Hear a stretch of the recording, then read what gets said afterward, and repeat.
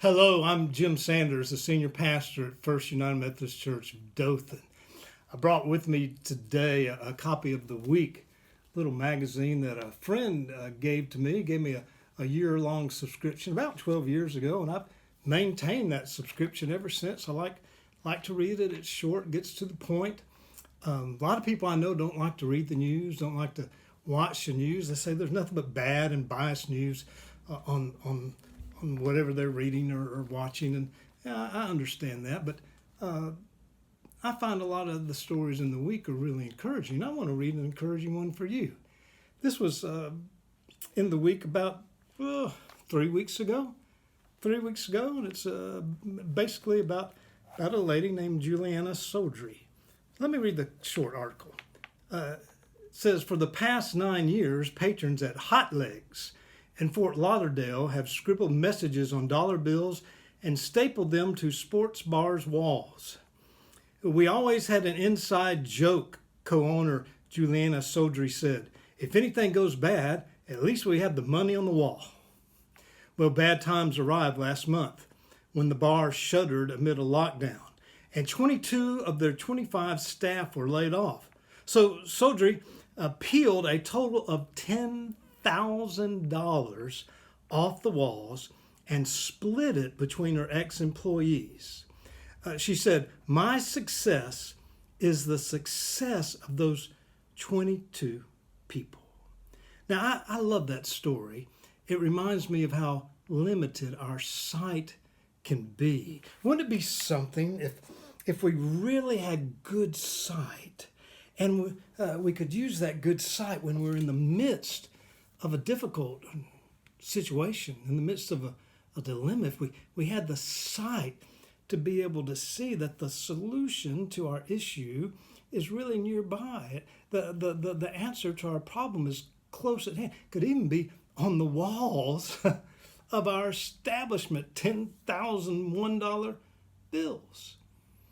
That reminds me of a story John tells in his gospel, the 21st chapter. The disciples had been out at night fishing. Jesus has been on the shore, hasn't been with them. The next morning, they're coming back to shore, still sort of fishing as they go along, and they haven't caught a thing, not a thing. And this is how the story goes. I'm reading from the Message, verse 4, chapter 21 of John. When the sun came up, Jesus was standing on the beach, but they didn't recognize him. Jesus spoke to them, good morning, did you catch anything for breakfast? They answered, no. He said, throw the net off the right side of the boat and see what happens. They did what he said. All of a sudden, there were so many fish in it, they weren't strong enough to pull it in. Then the disciple Jesus loved said to Peter, it's the master. When Simon Peter realized that it was the master, he threw on some clothes, for he was stripped for work, and dove into the sea. Now that's a miraculous story. It's a story about sight. Did you notice that? The disciples were feeling down and out. They'd caught nothing, wasted all that time. So they're feeling bad about what they've done. They're feeling like failures. There's nothing for breakfast. They couldn't go to the grocery store, and all they could see was their failure. And Jesus says, hey, why don't you throw that net over on the other side of the boat?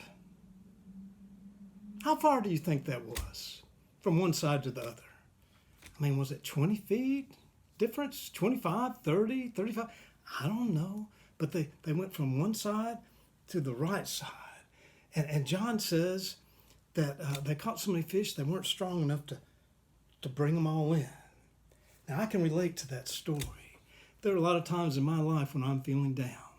A lot of times when I'm feeling gloomy. Sometimes I have isolation fatigue. Sometimes I have people fatigue. Right now I've got Zoom fatigue.